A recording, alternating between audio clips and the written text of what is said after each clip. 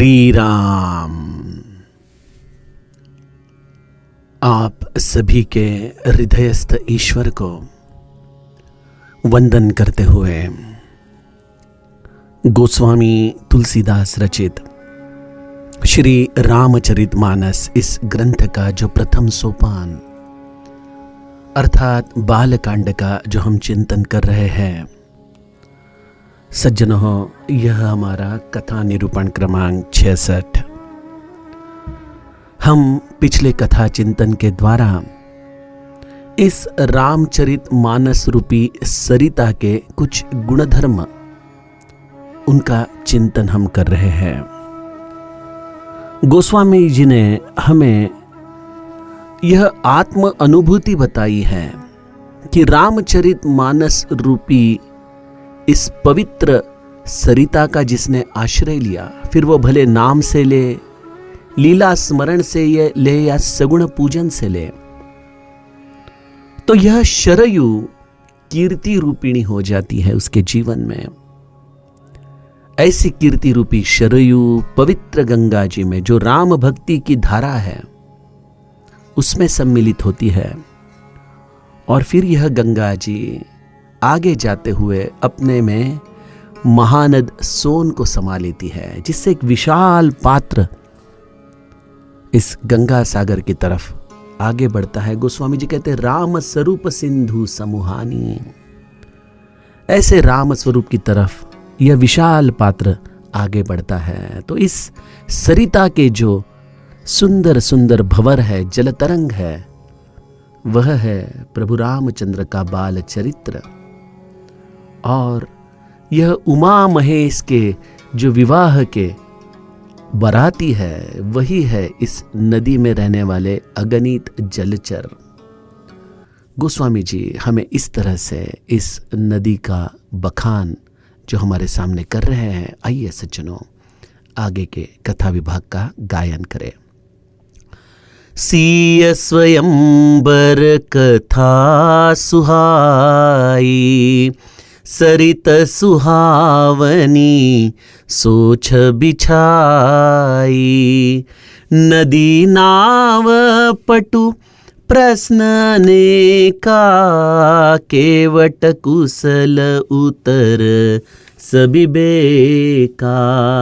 सुनि अनुकथन परस्पर होई, पथिक समाज सोह सरिसोई।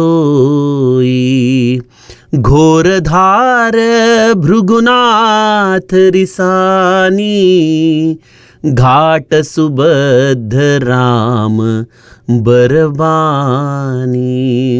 सानुज राम विवाह उछाहु, सो शुभ उमग सुखद सब काहू।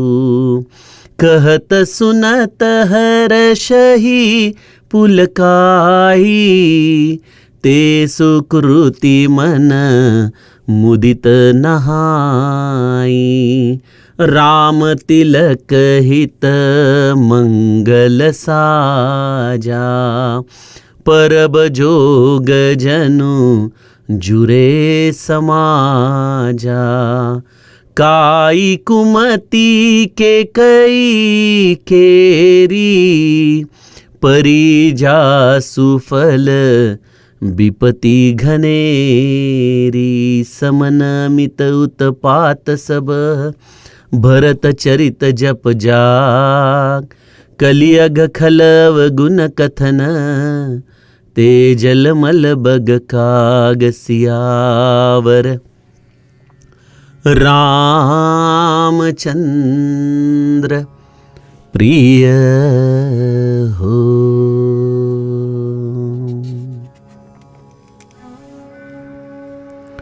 सज्जनों, इस प्रकृति का वैभव है सरिता। यह हमारा दुर्भाग्य है कि आज जो यह जीवनदायिनी सरिता इस भूलोक पर बहती है, उसे मनुष्य ने अपने स्वार्थ के लिए दूषित कर दिया। अन्यथा जो नित्य पवित्र है, जो नित्य शुद्ध है, जो केवल प्रसन्नता और आनंद की दायिनी है। ऐसी यह सरिता इस भूलोक में हमें भगवान ने दिया हुआ वैभव है।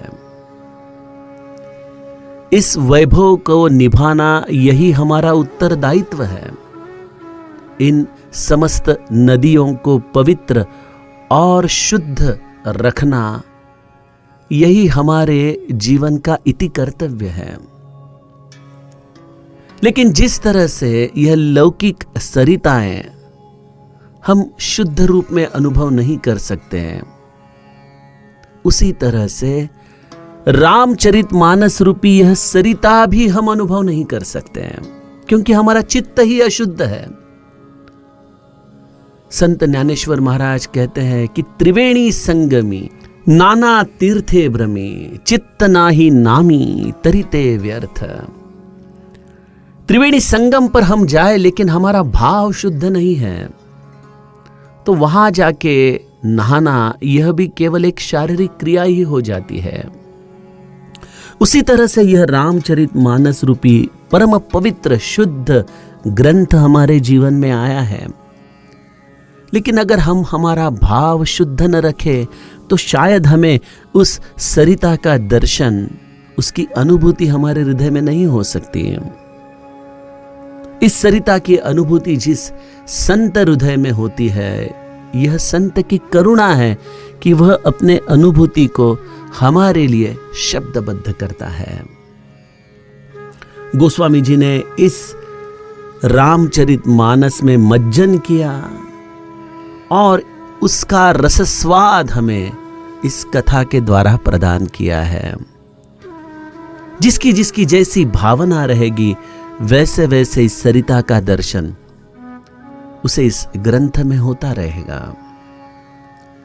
गोस्वामी जी कहते हैं कि सीय स्वयंवर कथा सुहाई, सरित सुहावनी सोच बिछाई।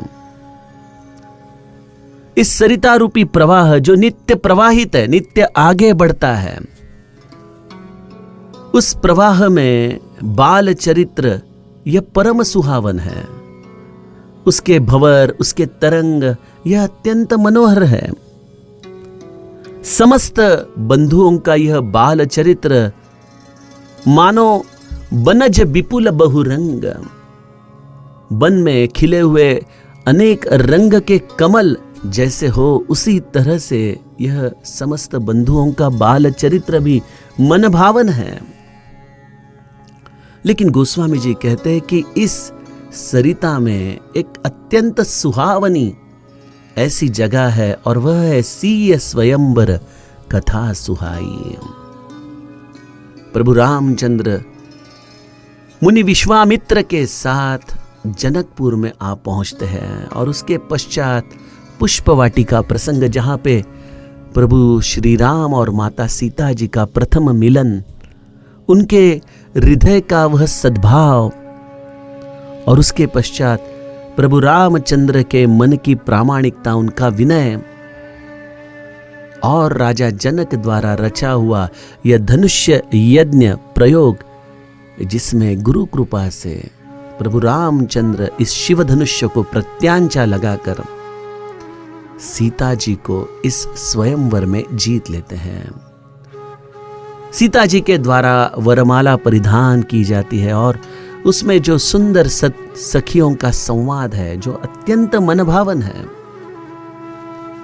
परशुराम जी का क्रोध और उनके साथ हुआ संवाद, यह भी सीय विवाह प्रसंग के अंतर्गत ही आता है। लेकिन जब राजा दशरथ समस्त अयोध्या वासियों के साथ जनकपुर में आते हैं, और उसके पश्चात यह जनकपुर माता सीता जी के अद्भुत शक्ति से जिस तरह से अत्यंत सुनहरा हो जाता है, और जिस तरह से इन समस्त बंधुओं का विवाह सीता जी और उनके बहनों के साथ होता है, वह समस्त प्रसंग अत्यंत सुहावना है। बल्कि बालकांड का यह जो उत्तरार्ध है, वह परम विश्राम देने वाला है। उसके बाद अयोध्या कांड का ग्रीष्म ऋतु शुरू हो जाता है, और मन अस्वस्थ होने लगता है। समस्त रामायण में प्रभु रामचंद्र और माता जानकी का यह गौरव इस विवाह रूप में हमें दिखाई देता है। इसलिए गोस्वामी जी कहते हैं कि सरित सुहावनी सो छवि छाई। यह अत्यंत सुहावनी ऐसी सीता जी की स्वयंवर कथा जो नदी में अत्यंत शोभायमान हो रही है और आगे सरिता बहते रहती है। सीता जी के साथ विवाह करके प्रभु रामचंद्र और अपने समस्त भाई और उनकी पत्नियां अयोध्या में आती है। उसके पश्चात माता कौशल्या और समस्त रानियों के द्वारा किया हुआ इनका पूजन, विश्वामित्र आशीर्वाद देते हुए प्रभु रामचंद्र और सीता जी का गान करते करते अयोध्या से निकल जाते हैं और यहाँ पे बालकांड विराम लेता है। सज्जनों, यह सरिता का उदाहरण इस राम कथा को कितना सुंदरता से संयुक्तिक हो जाता है, क्योंकि जिस तरह से नदी का प्रवाह आगे बढ़ता है उसी तरह राम कथा भी नित्य निरंतर प्रवाहित है, आगे बढ़ती रहती है। केवल एक बार इस राम कथा का गायन कर लिया और समस्त कथा का आनंद मिल गया, ऐसा नहीं होता। आप जब जब इस राम कथा का गायन करोगे, बखान करोगे, यह नदी आपको नित्य सुहावनी और पावन ही अनुभव में आएगी। यह संत गोस्वामी जी की अनुभूति है। जीवन भी इस राम कथा की तरह अगर हम नित्य प्रवाहित रखें तो हमारे जीवन में हम हमेशा मुड़कर पीछे देखते हैं। भूतकाल में हुए कुछ आनंद देने वाले क्षण और कुछ अत्यंत वैषम्य देने वाले क्षण, इसी में हमारा मन उलझा रहता है। लेकिन गोस्वामी जी हमें कहते हैं कि जीवन भी सरिता की तरह बहता रहे तो यह परम सुहावन है। देखिए, ध्यान मार्ग हो या ज्ञान मार्ग हो, हर शास्त्र हमें सिखाता है कि वर्तमान में जिए, क्योंकि जो क्षण आपके पास है वही आपका है और उसी क्षण में आनंद में रहना यही साधन पुरुषार्थ है। तो राम कथा हमें हर क्षण वर्तमान में आनंद देने का शास्त्र है। गोस्वामी जी भी आगे बढ़ते हैं और हमें बताते हैं कि इस सरिता में नदी नाव पटु प्रश्न अनेका, केवट कुशल उतर सबिबेका। इस सुंदर नदी में विचरण करने के लिए जो नाव है, उस नाव का रूपक गोस्वामी जी ने सुंदर विवेक रूपी प्रश्न इस रूप में हमें बताया है। देखिए, नदी का तो आनंद तब आता है जब आप उसमें नाव के द्वारा विचरण करें, क्योंकि तब आप इस नदी को बिल्कुल करीब से अनुभव कर सकते हैं। उसी तरह हम जब राम कथा के चिंतन में होते हैं तो वह चिंतन हमारे मन में कुछ स्वाभाविक प्रश्न भी निर्माण करते हैं और होने भी चाहिए। कथा श्रवण करते वक्त अगर हमारे मन में कोई जिज्ञासा आ रही है तो यह हमारे श्रवण की फलश्रुति है। जैसे माता पार्वती राम कथा सुनते वक्त हमेशा महादेव जी से संवाद करती है, पृच्छा करती है और कथा विराम होने के पश्चात भी माता पार्वती महादेव जी को कहती है कि आपने तो बिल्कुल विस्तार से मुझे कथा समझाई, लेकिन मेरा मन तो अभी भी तृप्त नहीं है, मुझे और कथा सुननी है। प्रभु, आप मुझे काकभूषुंडी का चरित्र सुनाइए। इस तरह से महादेव को भी वह नित्य कथा में प्रवाहित करती है। तो प्रश्न जब मां पार्वती को भी आते हैं तो हम तो सामान्य जीव हैं। कथा में प्रश्न आना यह एक उत्तम साधक की अवस्था है। जिज्ञासा हमारे मन में निर्माण होना यही मुमुक्षत्व है। गोस्वामी जी कहते हैं कि ऐसे सुंदर प्रश्न यही नाव है जो आपको इस कथा के बिल्कुल करीब ले जाएंगे, उसको आप स्पर्श कर सकोगे। ऐसी यह सुंदर नाव और इस नाव में बैठे हुए केवट जो इस प्रश्नों का विवेक युक्त सुंदर उत्तर देते हैं, उन्हें गोस्वामी जी ने केवट की उपमा दी है। देखिए, नदी में जो नाव चलती है उसे चलाने वाला केवट, वह नदी से भली भांति परिचित होना चाहिए। एक बार एक नाव में एक पंडित और एक केवट नदी पार कर रहे थे और तब पंडित केवट को पूछ रहा था कि तुमने यह ब्रह्म सूत्र पढ़ा है क्या? केवट बोले नहीं। यह उपनिषद पढ़ा है क्या? नहीं। यह ग्रंथ पढ़ा है क्या? नहीं। केवट हर चीज को नाना बोल रहा था और उसके ऊपर पंडित उसे कह रहा था कि तुम्हारा जीवन तो व्यर्थ है, तुमने ये भी नहीं पढ़ा, वो भी नहीं पढ़ा। और नदी के बीच आते आते एक मझधार में नाव फंस जाती है और नाव डूबने लगती है। तब केवट पंडित जी को पूछता है कि पंडित जी, आपको तैरना आता है क्या? तो पंडित जी बोले नहीं, मुझे तैरना नहीं आता। तो केवट कहता है कि फिर आपका भी जीवन व्यर्थ है, क्योंकि जिस नदी में आप जा रहे हो उसके लिए जो अनुभव आपको जरूरी है वह है तैरना। तो इस राम कथा के द्वारा जो खुद इस नदी में तैर सकते हैं, इससे पार हो सकते हैं, जो इस नदी में कहां भंवरे हैं, कहां पे मझधार है, कहां पे खतरा है, यह जानते हैं, ऐसे केवट जो इस नदी से भली भांति परिचित है, वही इस कथा में वक्ता होने के लिए समर्थ है। और ऐसे वक्ता को जिज्ञासु श्रोता मिलना, यह उस वक्ता का सद्भाग्य है। ऐसे श्रोता वक्ता का संवाद, यही इस नदी में नाव के द्वारा किया हुआ विचरण है, जो मन को अत्यंत प्रसन्नता देने वाला है। तो यह भगवत चर्चा जब अधिकारी वक्ता और श्रोता में होती है, तो वह भगवत चर्चा कई लोगों के मन के संशय दूर करती है, कई लोगों के मन को विश्राम प्रदान करती है। देखिए, अगर भगवत गीता में भगवान श्री कृष्ण और समर्थ अर्जुन का संवाद न होता, तो कोई सामान्य मेरे जैसा जीव अगर भगवान श्री कृष्ण से संवाद करे तो शायद भगवत गीता इतनी सुहावनी नहीं हो सकती थी। लेकिन वहां पे भगवान श्री कृष्ण जैसा केवट था और अर्जुन जैसा जिज्ञासु था। तो इन दोनों का संवाद हमारे जीवन में आज भी परम शांति का अनुभव हमें देता है। समर्थ का दासबोध, यह समर्थ और कल्याण शिष्य का संवाद है। श्रीमद् भागवत जी, यह परीक्षित और मुनि शुकदेव का संवाद है। तो संवाद यह अत्यंत मनोहारी होता है। विचरण करने के हेतु जिज्ञासियों के लिए यह नाव बन जाता है। गोस्वामी जी कहते हैं, सुनी अनुकथन परस्पर होई, पथिक समाज सोह सरी सोई। अब हर व्यक्ति नित्य तो नाव में बैठकर घूम नहीं सकता।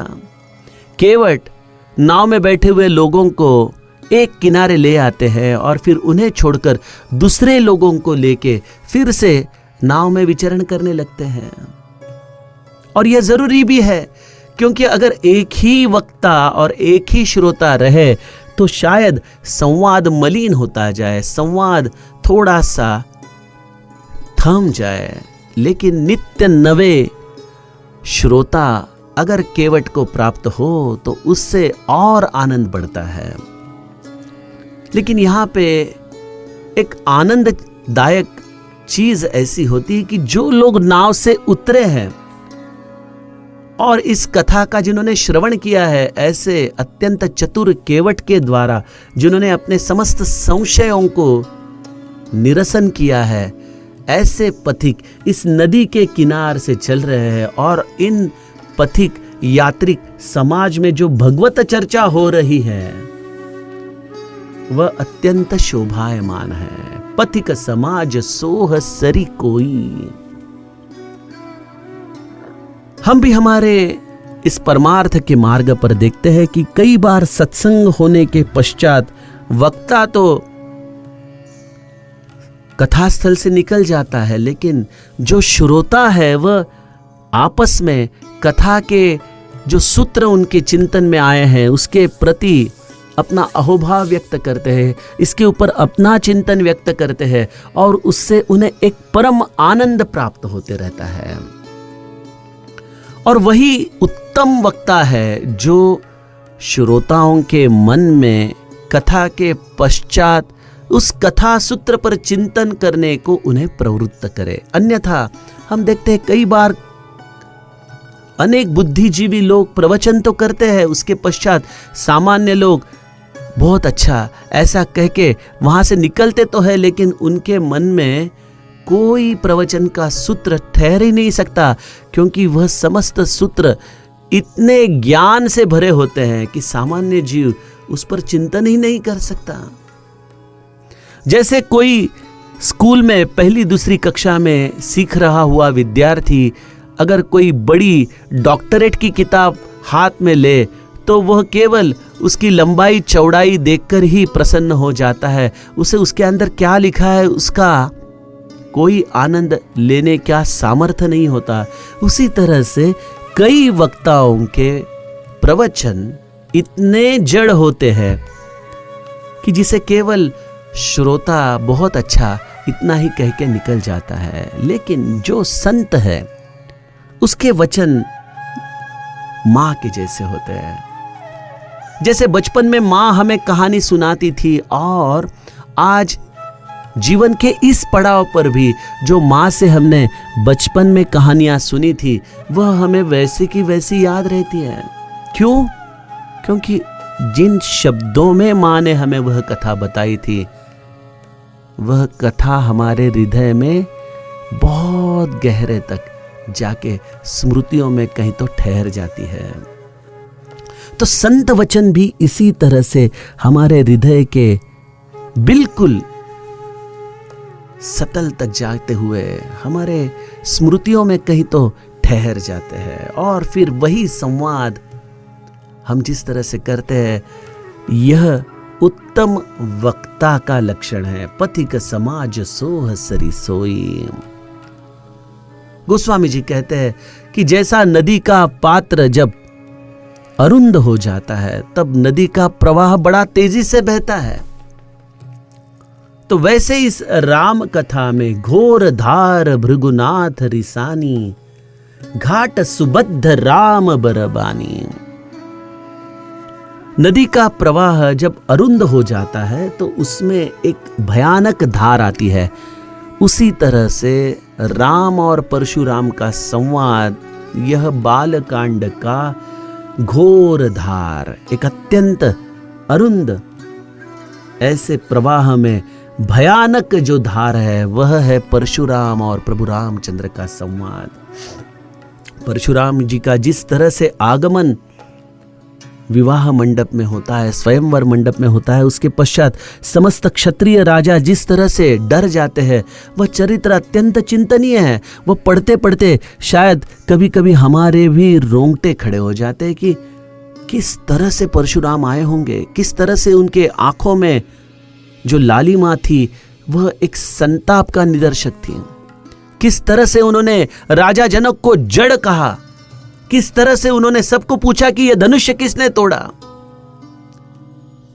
वह उनका संवाद, वह उनकी देह यष्टि यह अत्यंत डरावने वाली है। लेकिन उनके सामने प्रभु रामचंद्र का विनय, नाथ शंभु धनु भंजनिहारा हो यही को एक दास तुम्हारा। इस तरह से अत्यंत विनय से परशुराम जी के साथ संवाद करने वाले प्रभु रामचंद्र कैसे है? घाट सुबद्ध राम बरबानी। प्रभु रामचंद्र जी के ये श्रेष्ठ वचन यही इस भयानक धार वाले नदी के मनोहर घाट है, जिन घाट पे बीच में से यह घोर धार बहती है और इसके लिए यह घोर धार भी अत्यंत सुहावनी हो जाती है। देखिए, हम जब हरिद्वार जाते हैं तो गंगा जी के पात्र को भी ऐसे सुबद्ध घाट के बीच में से वहां के सरकार ने बड़े नियोजनबद्ध तरीके से हमें हरि की पौड़ी के पास स्नान के हेतु उपलब्ध किया है। और वह घाट में यह गंगा जी अति वेगवान है, क्योंकि घाट अरुंद है। लेकिन ऐसे अरुंद घाट में यह गंगा जी का जल जिस धार से बहता है, उसे सुबद्ध करने का काम इन घाटों ने जिस तरह से किया है, उस तरह से परशुराम जी के संताप को भी प्रभु रामचंद्र रूपी इस घाट ने अत्यंत सौंदर्य प्रदान किया है। इसलिए यह वाद नहीं, यह संवाद है। और इस संवाद के पश्चात अंतिम चरण में परशुराम प्रभु रामचंद्र की स्तुति कहते हैं। और प्रभु रामचंद्र की स्तुति कहते कहते जय रघुवंश बनज बन भानु, इस तरह से प्रभु रामचंद्र की स्तुति करके परशुराम जी वन में निकल जाते हैं। गोस्वामी जी कहते हैं, सानुज राम विवाह उछाहु, सो शुभ उमग सुखद सब काहू। और फिर अयोध्यावासी राजा दशरथ, मुनि वशिष्ठ और समस्त प्रजाजन जनकपुर में आते हैं। उनका मिलन, गोस्वामी जी कहते हैं, जैसे दो समुंदर एक दूसरे से मिले, इस तरह से यह दो नदियों का मिलन हो जाता है। और इसलिए गोस्वामी जी ने उपमा दी है, सो शुभ उमग सुखद सब काहू। यह एक तरह से आई हुई बाढ़ है, आनंद की बाढ़। बाढ़ वैसे देखा जाए तो कष्ट ही निर्माण करती है, लेकिन यह आनंद की बाढ़ है, कल्याण की बाढ़ है, और जिसके द्वारा चारों सुपुत्रों का विवाह एक साथ देखने का सद्भाग्य राजा दशरथ को प्राप्त होता है। गोस्वामी जी ने वहां पे सुंदर उदाहरण दिया है कि जैसे जीव को चारों अवस्थाओं की प्राप्ति एक साथ हो जाए, उस तरह से राजा दशरथ को अपने चारों सुपुत्रों का विवाह देखने का सद्भाग्य प्राप्त हुआ है। और इसे बाढ़ यह उपमा क्यों दी गई है? क्योंकि हमारे मराठी में एक कहावत है कि अंधड़ा मांगतो एक डोळा, देव दे तो दोन डोळे। अंधा एक आंख मांग रहा है, भगवान ने दो आंखें दे दी। उसी तरह से प्रभु रामचंद्र के विवाह के हेतु अयोध्यावासी आए, लेकिन साथ ही साथ भरत जी, लक्ष्मण जी और शत्रुघ्न जी, तीनों बंधुओं का विवाह जनकपुर की कन्याओं से हो गया। तो यही आनंद की बाढ़ है। गोस्वामी जी कहते, कहत सुनत हर शही पुल काही, ते सुकृति मन मुदित नहाई। इसका श्रवण वर्णन हर्षित और पुलकित भाव से होता है।